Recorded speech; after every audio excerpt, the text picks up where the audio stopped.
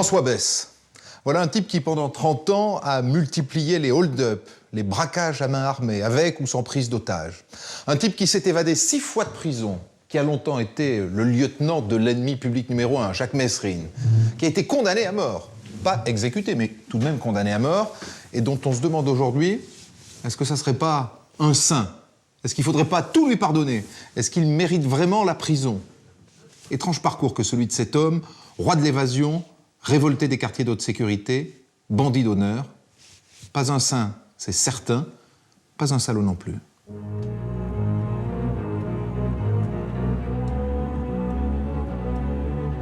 Il a basculé dans la délinquance parce que la société le rejetait du fait qu'il avait fait une petite bêtise. Il avait une volonté de liberté, une volonté de faire sauter les murs de l'enfermement qu'on lui imposait. Et puis on a construit ces quartiers de sécurité, qui étaient des endroits où on nous enlevait tout, quoi. 9h ce matin, Jacques Messrine, François Besse, Carmen Riff se promènent dans la cour de la prison. Ils cherchent des failles des prisons, ils les trouvent. Ils gagnent tous les trois le mur d'enceinte de la prison, s'emparent d'une échelle et à l'aide d'une corde franchissent le mur. C'était un détenu qui voulait pas rester en prison, qui considérait que l'évasion, c'est un devoir. Nous savions que ça rigolerait pas si on se retrouvait en face de lui. Et quand on voit un attelage pareil prendre la poudre des escampettes, on peut se poser des questions quand même. Fusillade la nuit dernière à la sortie du casino de Deauville entre policiers et 2 gangsters qui venaient de s'emparer de 80 000 francs. C'est à 15h15 que Messrine a été tué.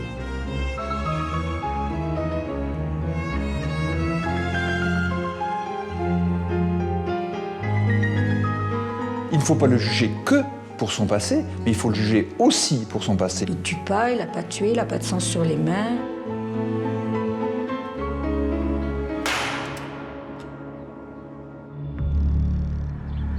C'est là, près de Bordeaux, que commence vraiment le mythe François Besse. Il était un truand parmi d'autres, il va devenir une légende. Le 7 février 73, ici, des policiers viennent arrêter un jeune malfrat. Mais l'homme n'est pas seul, il y a avec lui un deuxième larron qui fait d'abord mine de se rendre et puis soudain... L'inconnu tire et blesse un policier, une balle dans le pied. Et il prend la fuite. La police judiciaire de Bordeaux est alertée. Le signalement du fuyard correspond à celui d'un gangster récidiviste déjà connu dans la région. Un certain François Besse, 29 ans, condamné, emprisonné et puis évadé. Besse, évidemment, ça nous a fait tout de suite dresser l'oreille. Besse était un de nos plus sérieux clients. Dans la police, on appelle les clients les gens qui nous font travailler. Et alors, si c'est des sérieux clients, c'est qu'ils nous font beaucoup travailler. Dans sa fuite, il s'est réfugié là, dans ce terrain vague, truffé d'abris souterrains datant de la guerre. Une cachette idéale pour un homme comme Besse, petit, mince, très souple. Bientôt, la France entière va le connaître sous le nom de l'Anguille. Mais la cachette de Besse se transforme en souricière. Passant près d'un de ces abris, j'ai perçu un petit bruit. Je me suis dit, ça y est, voilà mon ami François Besse coincé, et je me suis frotté les mains. Alors je lui ai demandé, bien entendu, de bien vouloir quitter les lieux, ce qu'il a refusé, en grognant. Et il a dit non, je ne veux pas sortir. Bon, je lui ai dit, écoute, voilà, on passera le temps qu'il faudra, et puis c'est tout. Et puis, ma foi, tu seras bien obligé de sortir. À ce moment-là, un gardien de la paix, impatient, a sorti une grenade lacrymogène et l'a lancée dans le trou. J'ai perçu, peu après, un coup de feu, le claquement d'un coup de feu à l'intérieur. Je me suis dit, ça y est, il me joue encore un tour. Besse vient de tirer un coup de feu. Mais cette fois, il ne visait pas la police. Il a retourné son arme contre lui-même et s'est tiré une balle dans le ventre. Sorti de sa cachette, Besse est mal en point. Il a perdu connaissance. Le produit de son dernier cambriolage s'échappe des poches de son veston. C'est là que nous nous sommes rendus compte qu'il s'était tiré une balle dans le flanc droit. Alors là, de deux choses l'une. Ou bien il a vraiment voulu se suicider, mais ça ne ressemble pas au bonhomme, ou bien c'est un coup de bluff, un de plus, pour aller à l'infirmerie, d'où il est plus facile de s'évader plutôt qu'en prison.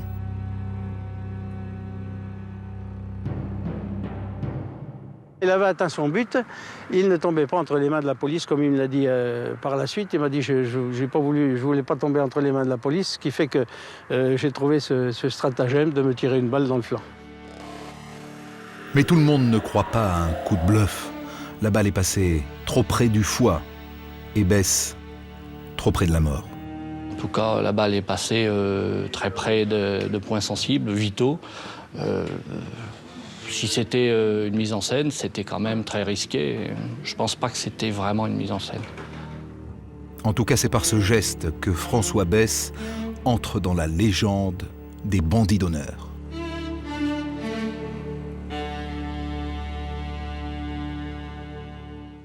Comment devient-on le roi de l'évasion, un mythe du grand banditisme? Qu'est-ce qui fait qu'une vie prend ce tournant-là, une vie qui débute à Cognac, en Charente? 1958, le petit François a 14 ans.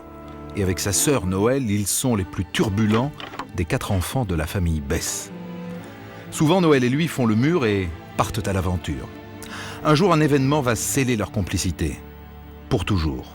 Un ballon de foot tombe dans la cour du voisin, un marchand de charbon.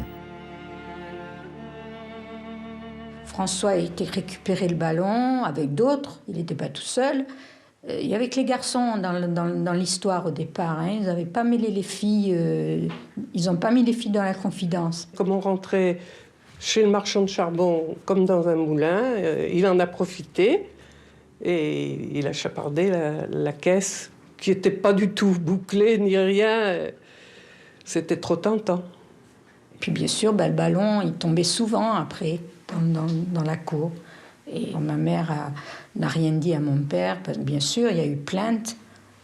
Et ça a été, le secret a été bien gardé pendant quelques années, d'ailleurs. Et c'est quand mon père a appris ce larcin, ces petits larcins, que ça a été très mal. Son père était un anarchiste espagnol qui avait réfugié en France, qui avait un sens de l'honneur extrêmement développé. Et le père... prend un couteau dans la cuisine et clame dans la cour que lorsque mon frère entrera, il lui coupera la tête. Il avait déjà coupé la tête à un coq lorsqu'on était petit. Ça nous avait beaucoup marqué parce qu'il était très violent. Et Bess a quitté la maison. Et en fait, ces petites causes grands effets, à partir de là, Bess n'est jamais revenu dans sa famille. Et il a continué dans le chemin du banditisme, puis du grand banditisme. François Bess est en fugue. C'est sa première cavale. Il n'est encore qu'un adolescent. Et il se réfugie en Alsace. Et là, pour survivre, il fait ses premiers cambriolages et devient un habitué des bancs du commissariat. Ensuite, c'est le service militaire et après l'armée, l'envie de se ranger. François Bess retourne dans sa région.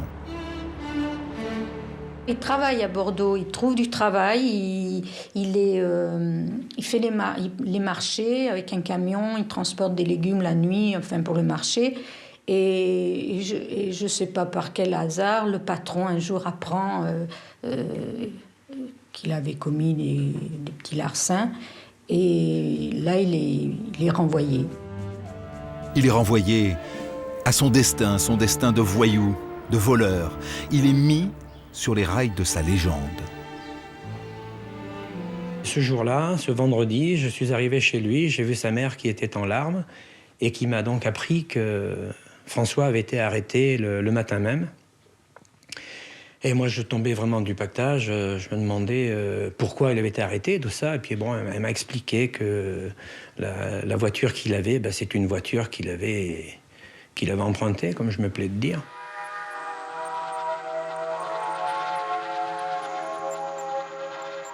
Bess enchaîne les vols, les cambriolages, les braquages. C'est la montée en puissance. Il était un petit délinquant, une petite frappe. Il devient lentement, mais sûrement, un truand, un vrai, un dur de dur. La suite était courue d'avance.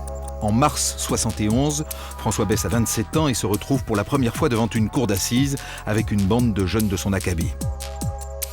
Mais déjà, il a sur eux une bonne longueur d'avance. Il est présenté comme le chef de bande, c'est indiscutablement le plus intelligent. Alors c'est le tribut de l'intelligence que de paraître être le chef, même si il n'était pas le plus vieux, ni le plus grand par la taille, parce que physiquement, c'est un petit bonhomme, et j'en ai un souvenir très précis. Mais de loin, c'était le plus intelligent de tous. Alors peut-être qu'on l'a collé par son intelligence, ce rôle de chef qu'il ne voulait pas assumer d'ailleurs. Je n'ai jamais su si c'était lui ou pas. Chef de bande, voilà. Bess est catalogué. Et d'ailleurs, il est condamné à 7 ans de prison. 2 de plus que ses co-accusés, qu'il vit comme une injustice. Est-ce qu'il n'a pas eu le sentiment d'une injustice parce que, quand il s'agit de purger la peine, il s'est dit à 26 ou 27 ans à l'époque, que 7 ans c'était bien long. Et c'est vrai, c'est bien long, 7 ans. 7 ans de privation de liberté, c'est sûrement quelque chose d'épouvantable. Il a basculé dans la délinquance parce que la société le rejetait du fait qu'il avait fait une petite bêtise. Et je crois que ça a été là le grand virage de sa vie, quoi. Hein, et il est tombé du mauvais côté, quoi. Maître Philippe de Caunes a été l'un des premiers avocats de François Bess, à Bordeaux. Aujourd'hui encore, les 2 hommes gardent des contacts étroits et l'avocat connaît sa vie sur le bout des doigts. Il prend 7 ans. 7 ans pour une succession de vols, alors qu'on est un primo-délinquant. Première série de vols. Beaucoup, non? Ça fait lourd. Ça fait lourd. Ça fait lourd, et ce dont je suis certain, puisque je l'ai connu après, c'est qu'il n'a jamais admis ni compris la dureté de cette condamnation qui lui était appliquée. Et c'est un combat que mène François Bess depuis toujours, c'est-à-dire de considérer qu'au-delà de la responsabilité que l'on peut avoir, de l'obligation qu'il fait sienne de reconnaître ce qu'il a fait, et c'est uniquement ce qu'il a fait, il demande en contrepartie au juge de l'entendre pour lui appliquer une peine qui soit en adéquation avec ce qu'est sa personnalité. Et là, il a raison. Vous voulez dire que ce sentiment d'injustice au moment de cette première condamnation-là pourrait être le déclic qui l'a précipité dans la suite? Je ne sais pas si c'est le déclic. Ce qui l'a précipité dans la suite, c'est qu'il avait une volonté de liberté, une volonté de faire sauter les murs de l'enfermement qu'on lui imposait, de tout temps. Bess est en prison pour la première fois de sa vie, à Gradignan, près de Bordeaux. Une prison ultra-moderne d'où l'on ne s'évade pas, dit-on. Sauf quand on s'appelle François Bess.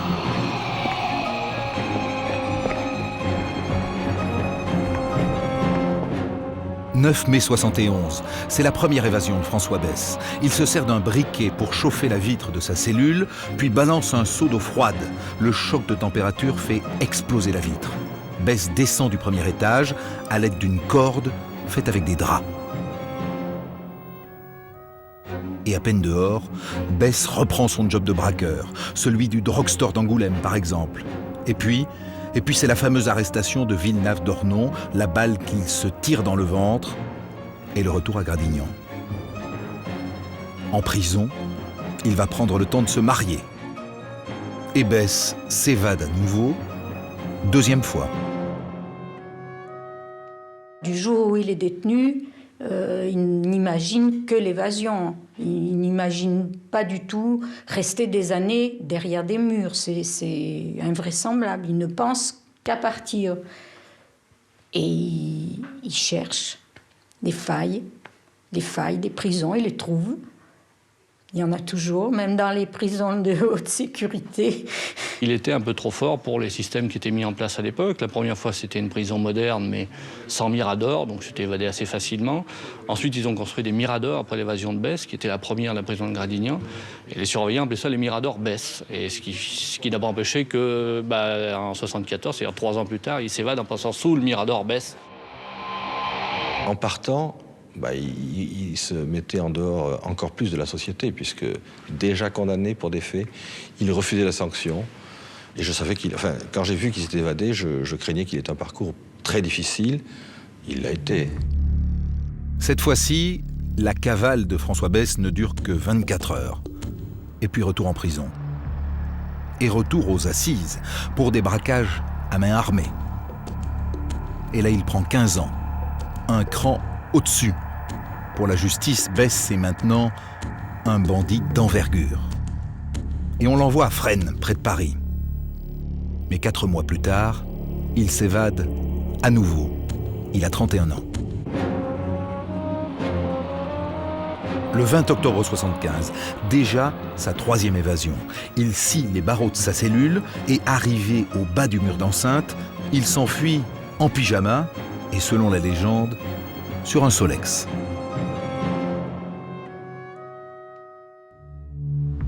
Il s'est évadé de Fresnes et le voilà donc à Paris, exerçant le seul métier qu'il connaisse vraiment, bandit. Au matin du 4 mars 1976, il s'attaque à l'officine d'un agent de change situé Passage des Princes, tout près de la Bourse. C'est un très gros coup, 800 000 francs de butin, et pas de coup de feu, pas de blessés. C'est ça, la méthode Besse. Mais cette fois encore, la cavale est de courte durée. Le cahier de repris. Arrestation de François Besse, 31 ans, un évadé de la prison de Fresnes. François Besse, un spécialiste de la cambriole, a été arrêté alors qu'il venait de commettre un hold-up dans un bureau de change près de la Bourse à Paris. Retour à Fresnes. Mais là, on ne prend plus de risques. Besse est incarcéré dans le QHS, le quartier de haute sécurité. Et c'est là qu'il rencontre un homme qui va marquer son destin, un certain Jacques Messrine, qu'on appelle déjà à l'époque l'ennemi public numéro 1. Un truand à la gâchette facile et au palmarès chargé, une quinzaine de braquages en France et de meurtres au Canada. Au QHS de Fresnes, Besse et Messrine ont tout le temps de parler d'avenir. Leur première rencontre, c'était à Fresnes, au QHS, où Mérine vient le voir et lui dit « Je suis Jacques Mérine ». L'autre n'en avait jamais entendu parler, il ne savait pas qui c'était. Il dit « Oui, bah moi je suis François Besse, enchanté, etc. » Il disait bien, on avait 3 évasions chacun. Il voulait bien montrer qu'il y avait un pied d'égalité. Le QHS, c'est une prison dans la prison, pour les détenus coriaces. Les cellules sont fouillées en permanence, le mobilier est scellé pour éviter les agressions, et derrière les barreaux, les vitres sont aveugles. Quant aux promenades, on est en général seul, dans des cours minuscules. Et pourtant, en 1977, Besse et Messrine arrivent à se faire passer des messages de cellule en cellule et prennent la tête d'un mouvement de révolte contre les QHS. La presse en parle et publie leurs manifestes, des intellectuels les soutiennent. En prison, il y a des révoltes et des grèves de la faim.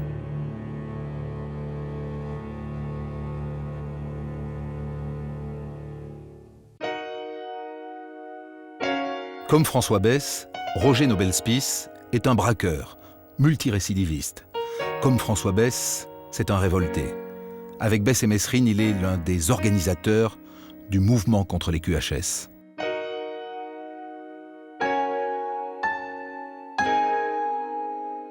Roger Nobel-Spies, cette révolte des prisonniers contre les quartiers de haute sécurité, les QHS, comment ça a démarré ?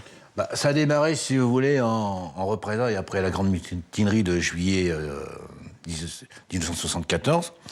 On a donc fait une sélection des détenus meneurs, et puis on a construit ces quartiers de haute sécurité, qui étaient des endroits où on nous enlevait tout, quoi. C'est-à-dire qu'on était d'une personne humaine sans les moyens de la personne humaine, quoi. Pourquoi ? Parce qu'il s'agit de nous briser, parce qu'il s'agit de nous anéantir, et qu'il y a dans la prison des prisons d'autres formes d'emprisonnement, et que la prison tient lieu aussi d'exécution. Alors vous vous organisez comme ça, entre détenus qui ont du mal à se parler parce qu'on vous interdit de vous parler, mais il y a qui là ? Donc il y a vous ? Il y a moi, il y a François Besse, il y a Jacques Messrine, il y a Taleb Hadjadj, il y a Philippe El-Chenaoui, il y a Jean-Marie Boudin, peut-être j'en ai oublié d'autres. Ensemble, vous vous mettez d'accord sur quoi ? Sur une plateforme de revendication ? On écrit un texte en commun et on arrive à le transmettre à l'extérieur. À l'extérieur, il est lu. Par qui ? Par des collectifs. Et puis il y a un mouvement. C'est vrai qu'à l'époque, c'est surtout Libé qui nous soutenait, quoi. Libération. Libé et puis un autre journal qui s'appelait le Comité d'action des prisonniers. Ouais. Et donc là, il y a des intellectuels qui vous rejoignent. Il y a Michel Foucault, il y a Claude Mauriac, il y a des avocats, il y a beaucoup de gens qui ont pris part à ce combat. Bien sûr, il n'y a plus d'humanité au QHS, mais en même temps, c'est pas des enfants de cœur qui sont enfermés là-dedans. Pas exagéré quand même. Pas exagéré. Ça veut dire quoi, ça ? Mesrine n'a jamais tué. Contrairement à ce qu'on raconte, moi, Mesrine, je ne le tiens pas pour un tueur. Je pense que Bess n'a jamais tué personne. Bon, mais enfin, ils en ont fait, hein, des hold-up. Hein. Oui. Ils en ont menacé, les gens. Oui. Puis vous aussi. Oui, moi aussi. Oui. Franchement, je ne regrette pas. Moi, je prenais beaucoup de plaisir à braquer les banques. L'argent qu'il y avait dans le caveau des banques, c'était la sueur de mes parents. C'est ce que j'ai fait de mieux dans ma vie.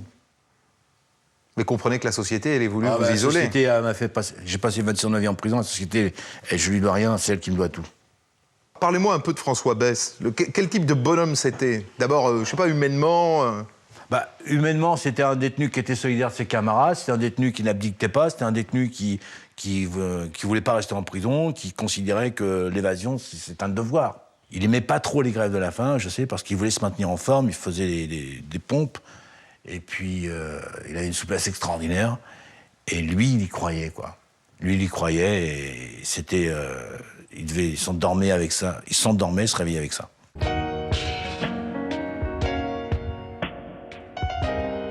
Gilles Millet est journaliste, l'un de ceux qui ont fondé le journal Libération.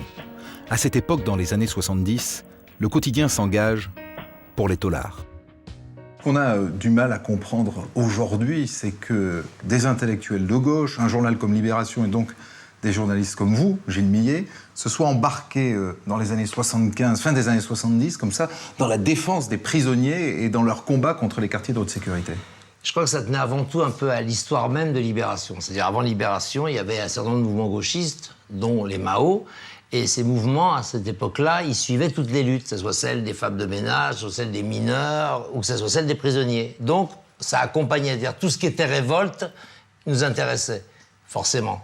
Évidemment, se placer du côté des victimes en pensant que les voyous sont les victimes, c'est bien, mais Bess et Mesrine, ils ont braqué des types qui aussi étaient victimes, qui ont eu la trouille de leur vie, qui ont joué leur vie. Ça vous saute pas aux yeux à l'époque, ça? Non, à l'époque, ça nous scie. On n'est pas tout à fait imbéciles quand même. On sait qu'il y a des victimes et qu'il faut mieux être d'un côté du revolver et pas d'autre, effectivement. Mais on place ça dans un contexte un peu social. Première chose, ce qui n'était pas le cas de Mesrine par ailleurs, on se dit, ce qui est en prison, c'est des gens qui sont plutôt des gens de petites conditions. Donc, en gros, d'une certaine manière, c'est le prolétariat en lutte, avec ses idées un peu Mao, un peu naïves de l'époque. Et donc, ces gens-là, ils se retrouvent en prison. Et ces gens-là sont victimes de répression.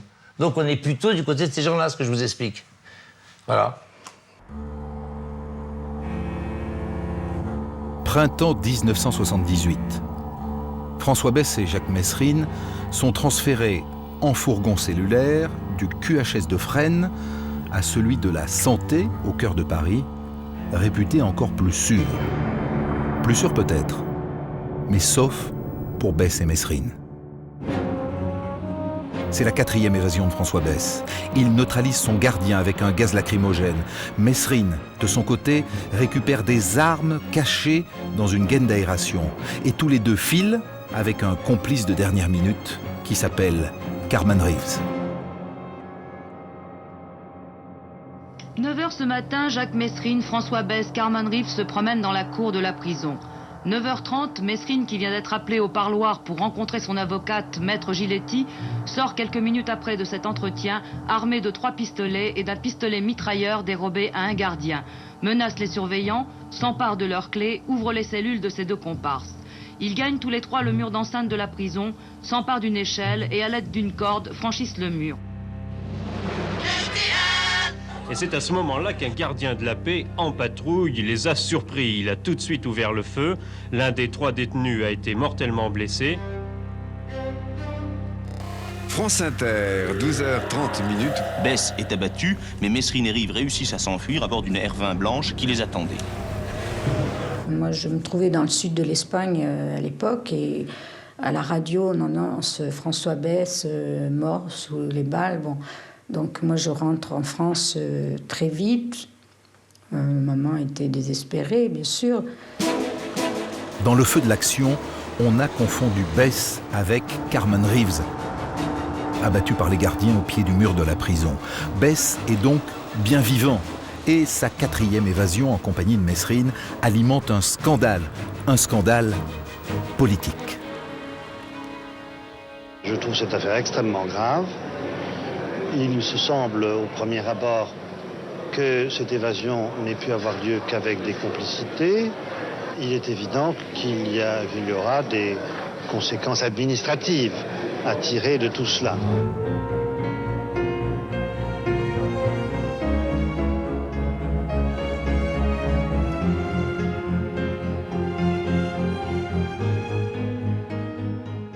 Dominique, il y a un truc qui me paraît complètement fou. Comment se fait-il que ces types-là se retrouvent en quartier de haute sécurité, à la prison de la Santé, ce qui n'est pas rien, avec 3 pistolets et un Colt? Ça, Christophe, on le saura sans doute jamais. François Besse, lui, n'a jamais parlé. Mesrine et Rive ne parleront plus jamais. Puisqu'ils sont morts. Ils sont morts. Ce qui est certain, c'est qu'ils ont bénéficié tous les 3 de complicité extérieure. Parce que le QHS, le cœur de la prison, les seules personnes qui peuvent y accéder, ce sont des gardiens autorisés et puis les avocats des détenus. Alors, François Besse va en parler un jour. Il dira que cette personne qui les a aidés, c'est quelqu'un qui voulait lutter contre les conditions de détention dans les quartiers de haute sécurité parce qu'à l'époque, les médias en faisaient beaucoup et les médias dénonçaient les conditions de vie des détenus dans ces quartiers de haute sécurité. Quelqu'un qui avait un peu les mêmes convictions qu'eux. Voilà, donc quelqu'un... Alors, ça, c'est la version de François Besse. Ce qui est fou, c'est que dans le faux plafond du parloir, il n'y avait pas simplement le pistolet et les revolvers, il y avait tout un tas de trucs. Il y avait des fusées de détresse, on a retrouvé une pince Monseigneur, on a retrouvé des bombes lacrymogènes. Et ça commence à faire lourd. Ça veut dire que quelqu'un est venu déposer tout ça quand même, c'est difficile de passer inaperçu. Alors, on a soupçonné l'une des avocates de Mesrine, il y en avait 16, qui s'appelait Christiane Giletti. Elle a été interrogée par la police, placée en garde à vue. On a perquisitionné son domicile de Montreuil en région parisienne. On a perquisitionné son cabinet d'avocate avenue Kléber à Paris et on n'a jamais rien trouvé. Et au niveau des gardiens, il y a eu des soupçons là aussi, j'imagine. Au niveau des gardiens, il y a eu des soupçons. Rien n'a pu être prouvé. Et la personne, le fusible qui a sauté, c'était le directeur de l'administration pénitentiaire à l'époque, Pierre Aymar, qui en moins de 48 heures a été limogé par Alain Perfit, qui était le ministre de la Justice. Après leur évasion de la prison de la Santé, Besse et Mesrine se sont évaporés du côté de la porte d'Orléans où une voiture relais les attendait. On murmure que les 2 évadés se terrent peut-être bien dans les beaux quartiers. En tout cas maintenant, c'est ensemble qu'ils travaillent.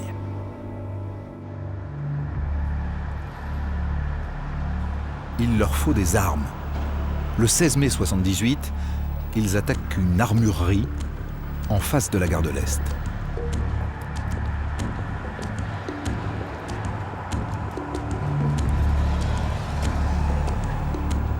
Ils neutralisent d'abord le gérant avec ses propres menottes et font ensuite le plein d'armes et de munitions. Maintenant, les voilà parés pour un gros coup. Le casino de Deauville. De l'oseille plein les coffres. Mais avant de passer à l'action, voyons quels sont les effectifs de la police de Deauville. Pour cela, Besse et Mesrine se rendent tout simplement au commissariat. Costumes, cravates, fausses moustaches, perruques, ils se font passer pour des inspecteurs de police de Paris en mission dans la région. Et en un coup d'œil, ils savent combien de policiers sont disponibles. Ensuite, direction le casino, il est près de 22h. Et en quelques minutes, Besse et son compagnon font main basse sur la recette de la soirée. C'est pas le Pérou, mais c'est déjà ça, 80 000 francs. Mais dehors...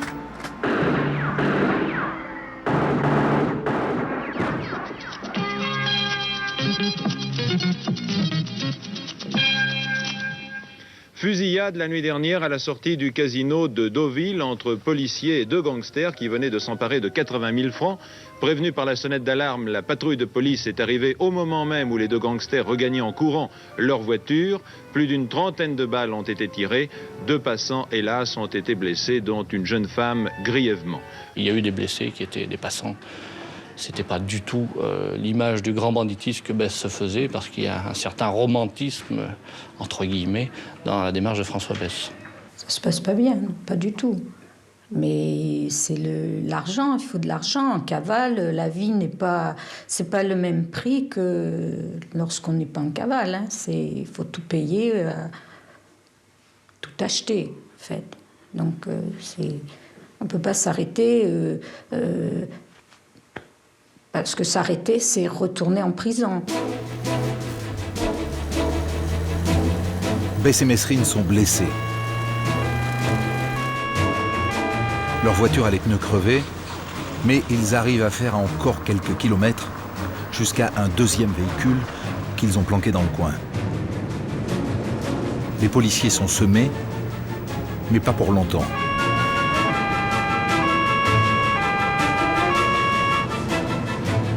« 20 km plus loin, nouveau barrage de la gendarmerie cette fois à Orbeck et nouvelle fusillade. La voiture est fichue. Bess et Mesrine doivent continuer à pied. Le jour se lève, la police est toujours à leur trousse. Ce matin, à 6 heures, un habitant de Bernay, une ville située à environ 40 km de Deauville, signalait à la police qu'il y avait 2 individus suspects qui longeaient la voie ferrée. Immédiatement, une très grande opération d'envergure était déclenchée et à l'heure actuelle, 200 gendarmes aidés par un hélicoptère survolent la région. Il semble que Mesrine et son complice, je dis bien il semble, soient cernés dans une forêt toute proche de la région de Bernay. Les gendarmes appellent en renfort le GIGN, les troupes d'élite. Avec eux, ils ne pourront pas s'en tirer. Bess, nous le connaissions moins. Et du fait de cette connaissance particulière de Mesrine, nous savions que ça rigolerait pas si on se retrouvait en face de lui. Donc la gendarmerie avait pris les devants, sachant qu'en plus on avait des chiens, ces chiens permettaient de faire à la fois de la détection, de la recherche, mais également de l'arrestation. On est parti donc avec les chiens. Et on nous avait affirmé qu'ils n'étaient pas sortis du bois dans lequel ils étaient rentrés. Donc on était persuadés de les trouver. Jacques Mérine, s'il se confirme qu'il est bien l'un des 2 gangsters, est donc toujours en cavale ce soir. Le point sur cette affaire avec sur place l'un de nos reporters, Brice Barillon. Visiblement, on était invités à assister à la revanche des forces de l'ordre sur les forces du mal, puisque on était à peu près certain que c'était Mesrine et Bess qui étaient là. Et si on avait déplacé le banc et l'arrière-banc de la hiérarchie policière, c'est qu'on était à peu près certain de les prendre. Mais pendant que le GIGN fouille le fond de la vallée, Bess et Mesrine ont trouvé refuge en haut d'une colline, chez un éleveur de chevaux. À l'aube, ils sont entrés dans la ferme et ils ont pris toute la famille en otage. Ils sont blessés, épuisés et déclarent qu'ils veulent se planquer là, au moins pendant une semaine, pour se faire oublier. 48 heures avant, j'avais entendu cette histoire-là à Deauville. Et j'avais même dit à mon épouse, on a encore des drôles de loustiques dans le secteur. Et 48 heures après, t'es dans ma maison. Alors là, ça fait tout drôle, quoi. François Bess, il avait la jambe traversée carrément. On voyait un gros trou et Jacques Mesrine, lui, il avait au côté, une balle qui avait traversé quand même, hein, dans l'omoplate, en biais de l'omoplate et une dans le bras.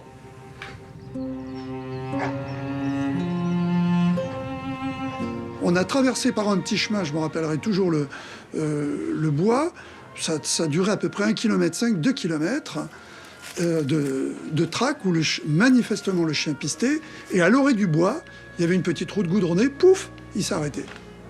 Il ne trouvait plus rien. Donc on a pensé qu'à ce moment-là, ils avaient trouvé un véhicule. Dans la vallée, la chasse à l'homme s'éternise. Les gendarmes ont complètement perdu la trace des 2 gangsters. De chez moi, on les voyait dans le bas de la vallée. Hein.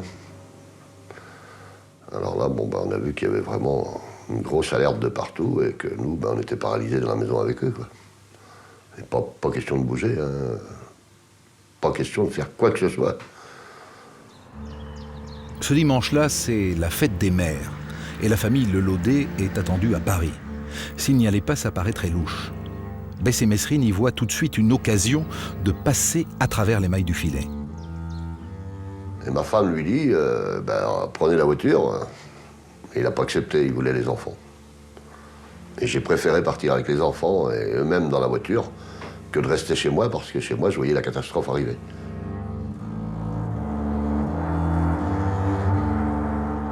Tout le monde embarque dans la DS. Les parents devant, les enfants derrière, et Bess et Mesrine planqués sous la plage arrière.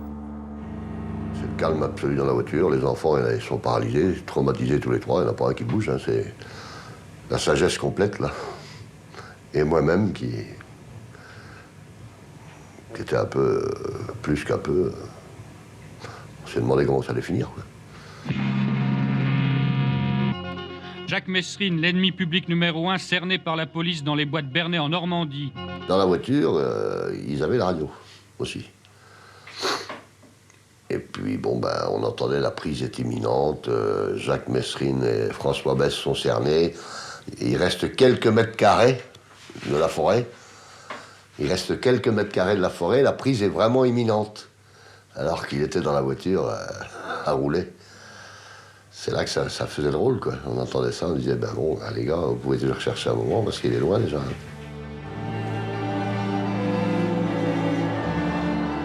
Au bout d'une centaine de kilomètres, les deux truands font arrêter la déesse et sortent par le coffre. Ils veulent continuer leur cavale à pied. Quand j'ai ouvert la malle, c'est Messrine qui sortait par la malle. Il vient une voiture, justement. Et là, je rabats le couvercle de la déesse. Pam, il met un grand coup de couvercle dans la tête. Ah putain, j'ai eu peur, là. Bah oui, il voulait pas être vu ni rien. Alors bah, je referme la voiture, j'ai mis un grand coup de couvercle sur la gueule. Alors là, il a remis la tête en dedans de la voiture vite fait, et puis bah, j'ai levé le couvercle, je me suis excusé, j'ai dit je m'excuse, il venait une voiture. Bon, il m'a rien dit, quoi. Besse et Messrine disparaissent dans la nature. La famille Lelaudet a évité le pire. Je peux pas dire que j'ai préféré parler à Messrine, parce que je ne le connaissais pas ni rien, mais j'ai plus apprécié d'un sens au départ que François Besse, il m'a impressionné quand même un petit peu au départ. Par son silence. Ouais, c'est pire encore. C'est pire parce que quand vous parlez à quelqu'un, au moins vous pouvez dire quelque chose, que lui, il parlait pas du tout, quoi. On savait pas ce qui allait se passer, quoi. François Besse le discret et Jacques Messrine la grande gueule. Drôle de tandem pour une cavale. Rapidement, Sylvia, la compagne de Messrine, rejoint le duo. François est plus méfiant que Jacques, ouais, par exemple. Méfiant? Oui, dehors, au niveau de la police, de plein de choses, il va peut-être faire un peu plus attention que ne le faisait Jacques. Ah oui, il est complètement différent. De quel point de vue? Ben, je ne sais pas, il tue pas, il n'a pas tué, il n'a pas de sang sur les mains. Messrine, c'était un type qui n'avait pas le respect de la vie humaine, ni de la sienne. C'était non futur, Messrine.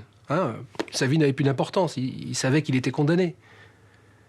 C'est pas l'impression que donne Besse. En tout cas, il a dit, moi, je n'ai pas le mépris de la vie, ni de celle des autres, ni de la mienne. C'est ma différence avec Messrine.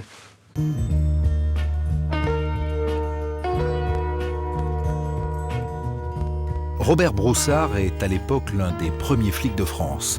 Il est le patron de l'anti-gang. Et dans ses dossiers, sur le haut de la pile, il y a deux noms. Celui de Messrine, bien sûr, mais aussi maintenant celui de François Besse.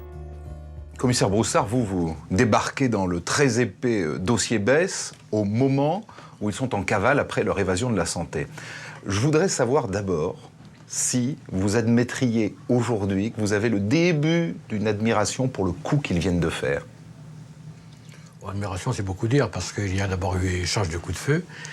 Mais il faut reconnaître d'un autre côté que cette affaire avait été quand même bien montée, bien calculée. Maintenant, quant à l'exécution, c'était quand même très, très difficile à admettre. Et quand on voit un attelage pareil prendre la poudre des escampettes, on peut se poser des questions quand même. Ouais.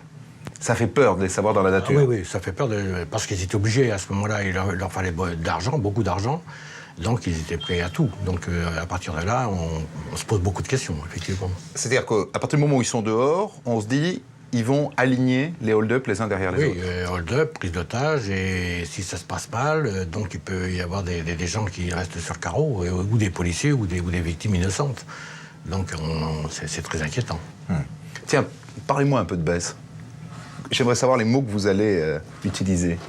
Oh ben c'est un homme, d'abord, c'est un malfaiteur de très haut niveau, de grand banditisme, mais c'est un homme très calculateur, qui cherchait avant tout le profit, et non pas à faire parler de lui à tout prix, comme l'était Messrine, par exemple. C'était quelqu'un de très rusé, très malin, du sang-froid, très calculateur. Si je vous ai bien compris, il a deux préoccupations, c'est la liberté et l'argent quand même. Ah oui, l'argent, oui. Il faut de l'argent. Oui. Il aime l'oseille. Oui. Puis il calcule. C'est-à-dire que s'il voit, par exemple, que les risques sont trop grands, s'il y a un danger quelconque, si le coût qu'il monte n'est pas suffisamment rentable, en quelque sorte, par rapport au risque, il ne le fera pas. Donc avant d'agir, si vous voulez, il calcule bien son affaire. Ça, c'est la différence avec Mesrine. Oui, lui, il ne faisait pas une affaire pour faire parler de lui, ou un côté revanchard, ou un côté pour narguer la police, ou voire pour défendre certaines grandes causes, comme le faisait Mesrine. Mesrine luttait contre les QHS, mais Bess, je suis sûr que lui, il calculait plutôt savoir comment ne pas rentrer dans les QHS, ou alors comment en sortir, si vous voulez. Une armurerie, un casino, et maintenant une banque. Au Rincy, en Seine-Saint-Denis. Bess et Mesrine sont à moto. Même technique qu'à Deauville, costume, cravate, perruque. Les deux hommes vont au domicile personnel du conseiller financier de la banque, cité Paul Verlaine, à Noisy-le-Sec. Mesrine le connaît bien, il a déjà eu affaire à lui lors d'un précédent hold-up dans une banque à Paris. Le conseiller financier était d'ailleurs venu témoigner aux assises contre lui. Et comme le dit le commissaire Broussard, Mesrine a la vengeance tenace. Quand j'ai ouvert, j'ai vu François Bess, que je ne connaissais pas, évidemment. Et donc, il s'est un peu esquissé. Et Mesrine s'est mis dans l'encadrement de la porte. Alors là, évidemment, j'ai compris ce qui se passait. Et donc, j'ai voulu refermer la porte aussitôt, mais il a mis le pied dans l'entrebâillement. Donc, ils sont rentrés dans la maison, en fait. Je leur ai offert le café parce qu'il m'a demandé un café et Bess m'a demandé un jus d'orange. Voilà, j'étais pas décontractée, mais je l'ai fait. Et ensuite, ils nous ont raconté leur vie. Enfin, lui, Mesrine, nous a raconté sa vie, ce qu'il avait fait à Deauville et tout, qu'il avait été blessé et qu'ils étaient en cavale. Il était armé, il avait son revolver et il y avait un sac de grenades sur la chaise. Comme à Deauville, chez l'éleveur de chevaux, Bess se tait et Mesrine parle. Beaucoup. Il m'a pris à part dans la chambre et puis il m'a expliqué exactement ce qu'il attendait de moi. C'est-à-dire, tu viens, je t'emmène, mais François Bess reste avec ta famille et s'il y a un pépin, tu sais, il va y avoir du grabuge. Donc c'était clair, net et précis.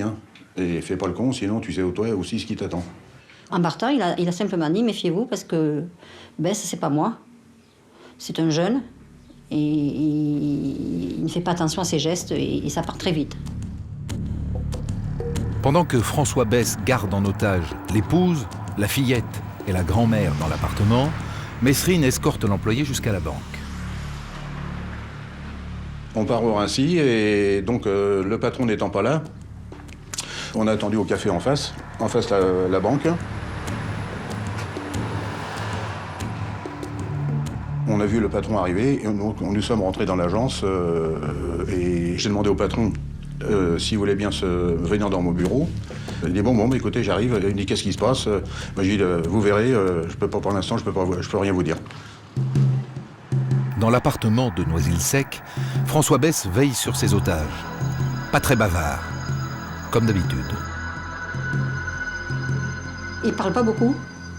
Il répond très bien à ma fille. Et, par contre, avec ma fille, il parlait très très bien. Ma fille lui a dit à un moment donné mais je te reconnais, je t'ai vu dans l'ascenseur. Dans la semaine, tu as voulu me prendre une lettre, tu étais habillé un facteur. Il a dit ni oui ni non, je sais pas, il n'a pas répondu, mais il a regardé, puis il a rigolé. Il est 9h. À l'intérieur de la banque, Jacques Mesrine est maintenant face au directeur. Il a sorti son pétard et puis il a dit tu sais ce que je veux, tu me reconnais. Alors, mon patron, je crois qu'il a dit non, il a dit je suis Jacques Mesrine, tu sais pourquoi je suis là. Donc on est descendu au coffre.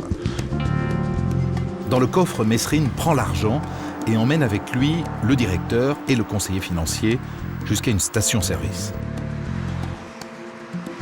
C'est là où Mesrine a téléphoné à la maison et certainement qu'ils avaient convenu d'un code. Le hold-up est un succès. Les otages sont relâchés. Opération terminée. C'est OK, il a dit je m'en vais. Alors en partant, il m'a dit simplement... Il m'a dit, méfiez-vous, vous ne prenez aucun téléphone, vous n'appelez personne et vous restez tranquille dans la maison. Et puis il est parti, et puis ma mère qui était à la fenêtre l'a vu partir en moto. 450 000 francs de butin. Et cette fois-ci, pas de coup de feu. Ce qui donne le lendemain dans les journaux un casse en douceur, un hold-up courtois, une prise d'otage sans coup de feu. Décidément, Bess et Mesrine n'ont pas mauvaise presse. Maintenant, les deux hommes ont de l'argent. Et Mesrine a des projets. Il a des comptes à régler. Et Bess veut bien lui donner un coup de main. Mesrine veut par exemple enlever Philippe Bouvard. Car dans François, Bouvard s'est moqué de son combat contre les QHS.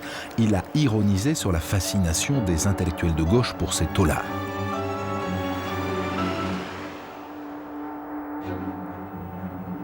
Il veut aussi enlever l'éditeur Jean-Claude Lattès, qui ne lui aurait pas payé les droits d'auteur de son livre, L'instinct de mort.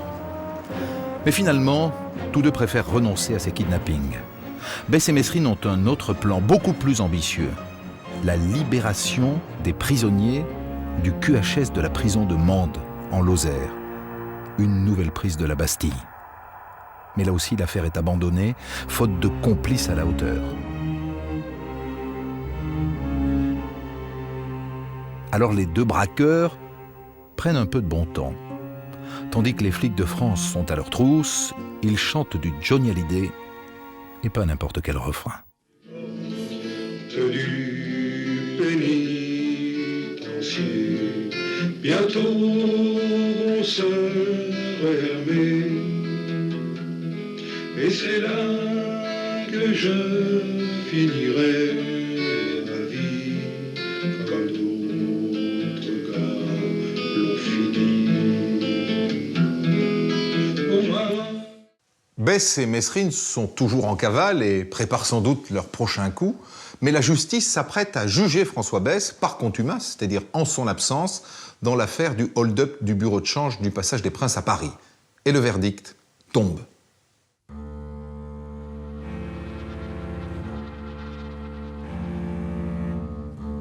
Condamné à mort. La peine maximum. C'est le tarif, puisqu'il est en fuite.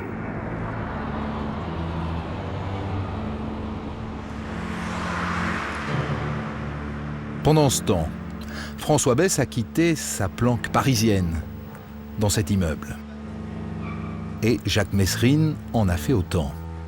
Et pour la première fois de leur carrière, ils ont décidé de se mettre au vert. Ils s'offrent des vacances au soleil.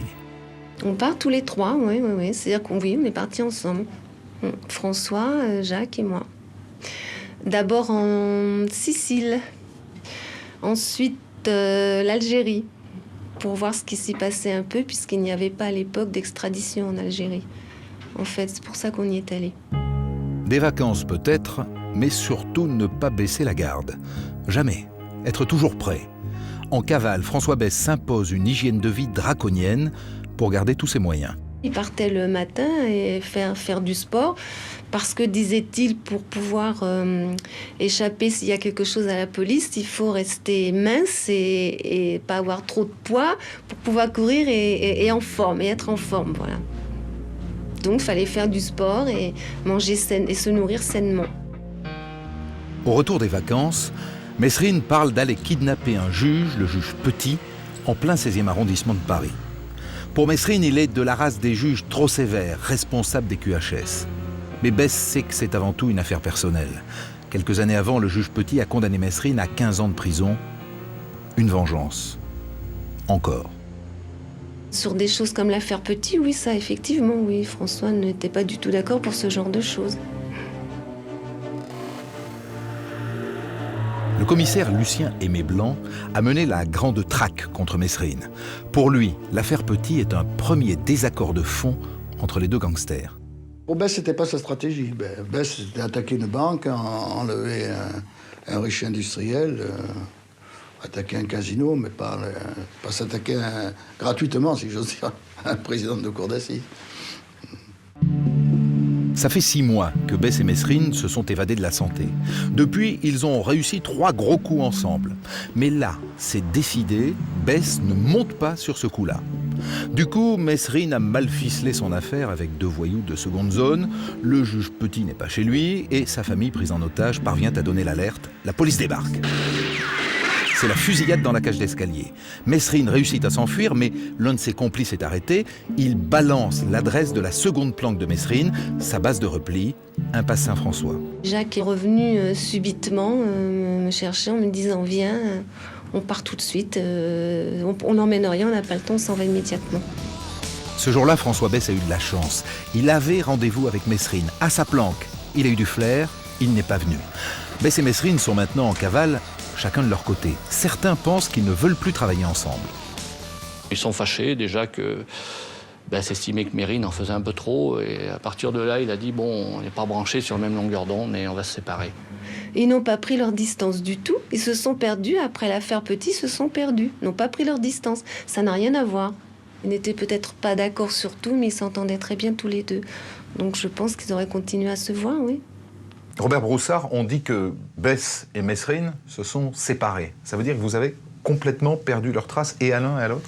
Oui, pour nous, ils étaient dans la nature et on n'avait aucun renseignement où ils se trouvaient, ou à la limite, plutôt, on en avait trop. Donc à partir de là, vous vous mettez à les chercher séparément. Mais c'est plus dur, d'une certaine manière. Oui, c'est-à-dire qu'on se disait malgré tout, on ne sait jamais, on peut peut-être en travaillant sur l'un ou sur l'autre, en cherchant l'un, on va peut-être trouver l'autre. Mais ce n'était pas une donnée absolue, quoi. Si vous tombez sur Besse, est-ce qu'à ce moment-là, vous pensez qu'il vous donnera Mesrine? Non, absolument pas. Enfin, moi, j'ai toujours été convaincu que Besse ne donnerait jamais Mesrine, ne fournirait aucun renseignement sur Mesrine. Jamais. Ah non. C'est la tombe absolue. Non, il y avait des règles du jeu, du moins à cette époque-là. On en pense ce que l'on veut, mais si vous voyez, le sens de la parole donnée d'un truand par rapport à une même pointure, c'était quand même extrêmement rare. C'est ça qu'on appelait les bandits d'honneur. Oh, bandit d'honneur, vous savez, pour moi, ça n'existe pas, les bandits d'honneur. Non, il y a un bandit tout court, mais enfin, disons qu'il y avait un certain nombre de règles qui voulaient qu'on respectait. Bon, mais ça s'arrête là. On retrouve la trace de Besse dans cet hôtel, en face de la gare de Bruxelles. Bruxelles où, comme en France, François Besse est une légende.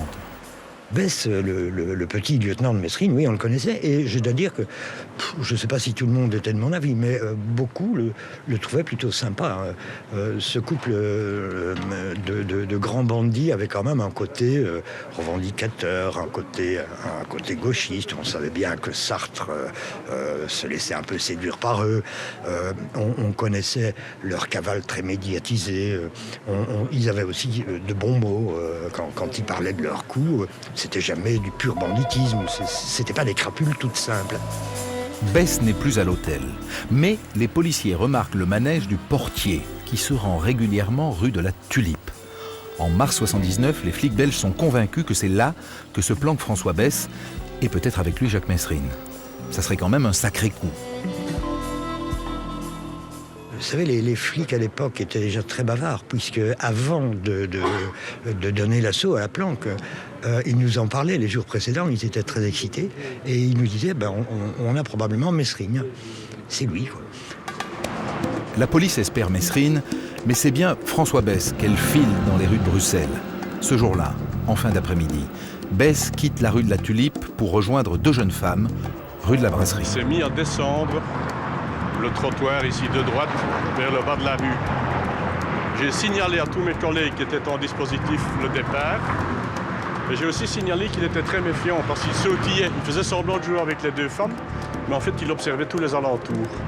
Quand il a descendu la rue, je suis sorti et je l'ai suivi à une distance d'une 50aine de mètres jusqu'à l'arrêt du tram plus bas.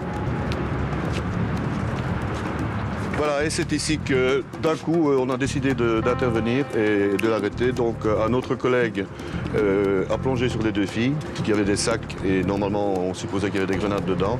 Et moi j'ai braqué Besse, j'ai mis le calibre sur la tête et je l'ai mis contre le mur. Et puis alors tout le monde est arrivé et la fête était finie, quoi.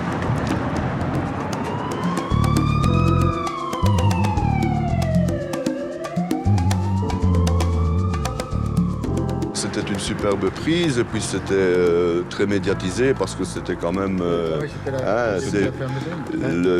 l'affaire Mesrine en plein, quoi. Donc là, pour nous, c'était un tout beau succès. Je vais vous dire qu'on a fait une belle java après.